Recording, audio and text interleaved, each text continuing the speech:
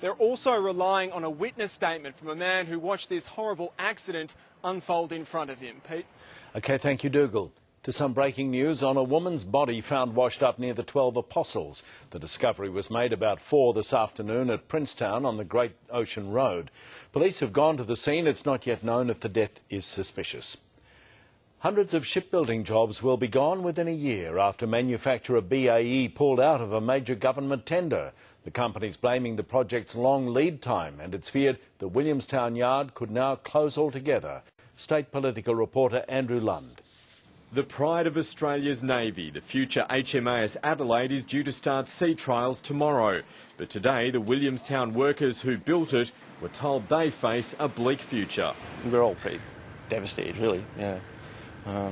It's pretty sad around the yard.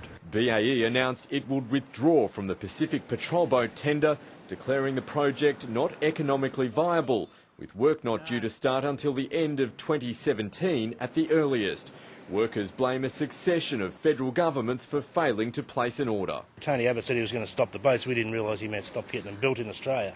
The Premier also laying the blame at the feet of the Commonwealth. If they were prepared to go into production a bit earlier, then there wouldn't be what they call that valley of death, where there's a gap, where there's a workforce but there's no work for them to do.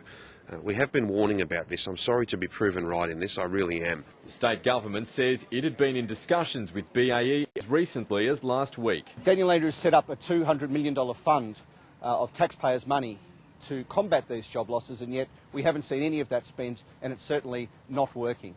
Workers will be made redundant over the coming months, and without any immediate orders, it's feared the shipyard could close by this time next year. There will be some 800 plus jobs that will be lost as a result of the government talking big but failing to act. It's going to be pretty hard to find another job, but there's not a lot out there. Workers hope the industry can be saved, but those hopes are sinking fast. We're on the edge of a cliff at the moment, and I think the government at the moment is going to let us fall. Andrew Lund, 9 News.